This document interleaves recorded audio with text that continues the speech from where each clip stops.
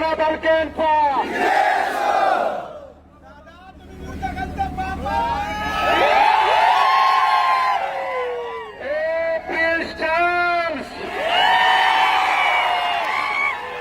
पंढरपूरची तुला गर्दी बघायची होती ना. पंढरपूरच्या का पुण्याच्या घराचा एकदा येऊन बघ. आत्मीयता काय असती, प्रेम काय असतं, जीवन काय असतो,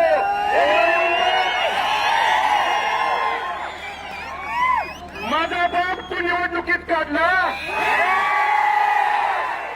आज तुला रात्रभर माझा बाप झोपेत दिसतो.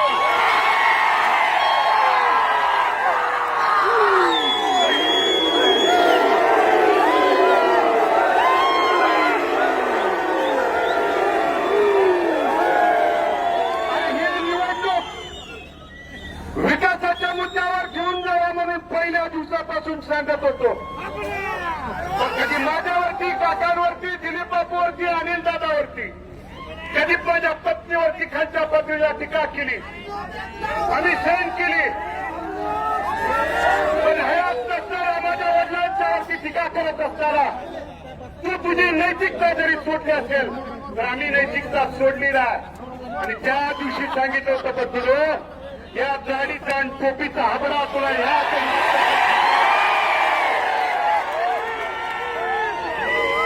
21ला पोटनिवडणुकीत रणांगणात पळून गेला. 24ला देखील येतो म्हणून पळून गेला. मला या शिवतीर्थावरून तुला खुला आला. 2025 4 वर्ष तुझ्या घरात तू तुझ्या बाप दादाची खरी औलाद असेल तर हे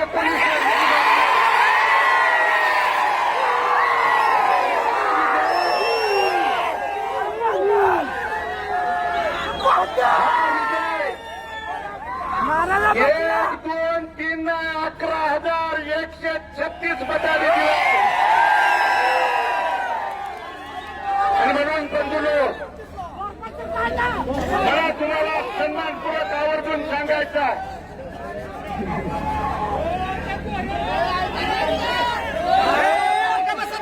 5 वर्षाच्या प्रतिकूल परिस्थितीत या परिवारातला तमाम इथला माझी मायबाप, वडीलधारी मायबाप, तरुण सहकारी या कुलावासाठी तिष्ठत होता. कुलावाची मनामध्ये खंत होती.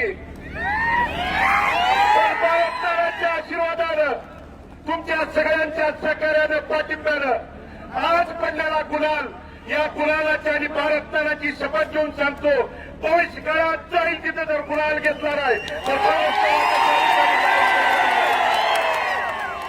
आणि मला या 5 वर्षाच्या काळात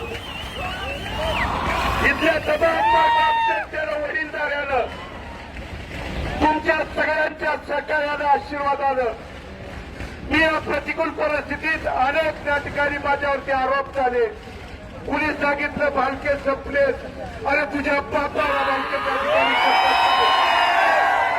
आणि म्हणून मी इथल्या पंढरपूर शहर आणि तालुक्यातल्या आणि मंगळवेढा तालुक्यातल्या देखील पंढरपूरमधली निवडणूक झाली. बसवलो इथं गपसल वाटलं, मंगळवेढ्याला आला आणि मंगळवेढ्याला काय म्हणला, पंढरपूरच्या निवडणुकीचा विजय म्हणजे काळ्या दगड्यावरची पांढरी रेघ आहे.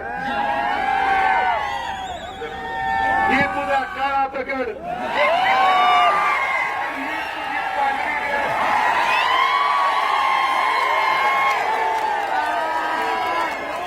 नुसत्या पंढरपूरचा गुलाल नाही तर मंगळवेढचा देखील गुलाल त्या ठिकाणी घेऊन आलो. पुढच्या काळात जिल्हा परिषद असेल, पंचायत समिती, पण बंधूनो खऱ्या अर्थानं अंतकरणपूर्वक, ऋणपूर्वक कुणाचं ऋण व्यक्त करायचं असेल तर भगीरथ या 5 वर्षात लढला. त्या लढायला बळ जिथल्या खऱ्या अर्थानं उपस्थित माझ्या मायबाप तरुण सहकार्यांनी, माझ्या भगिनीने आणि सहकार्यांनी दिलं. माझा बाप खऱ्या अर्थानं आज जिवंत ठेवण्याचं काम तुमच्या संघर्षानं, स्वाभिमानानं, तुमच्या लढाईनं, तुमच्या त्या ठिकाणी कार्यकर्त्यांची निष्ठा, प्रेम काय असतं या खऱ्या अर्थानं भारताला जिवंत ठेवण्याचं काम तुम्ही त्या ठिकाणी केलं. त्यामुळे तुमच्या अर्थकर्ता तुमच्या त्या ठिकाणी या केलेल्या कामाचं भगीरथ बालके आणि बालके कुटुंब कधी त्या ठिकाणी उतराय होऊ शकत नाही. पण या पुढच्या प्रिन्सला आणि त्याच्या बगल बच्च्याला सांगणार 11,000हून अधिक मताधिक्य पंढरपूर शहरातल्या मायबावलांनी मायबाप जनतेने दिलंय. इथून पुढे तर त्या ठिकाणी सूडबुद्धीचं राजकारण करायचं बंद कर. कारण बंधूंनो इलेक्शन मध्ये त्या ठिकाणी सरकार बाजार म्हणून हाताशी धरून एक गुन्हा केला, दुसरा त्या ठिकाणी केला. काल परवा तुम्हाला सांगायचा प्रिन्स चार्जच्या घरात माझ्यावरती तिसरा गुन्हा दाखल केलाय. काय केला? यांची त्या ठिकाणी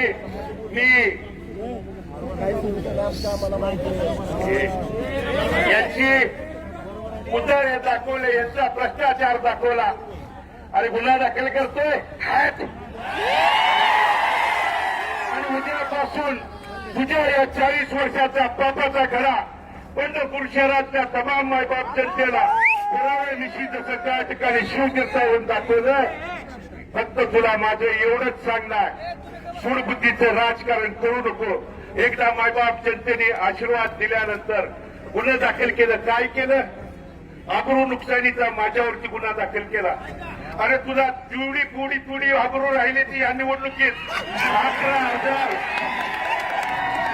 11,136 मतानं मताधिक्य दिल्यावर तुला आबरू तर शिल्लक आहे का? एकदा तपास.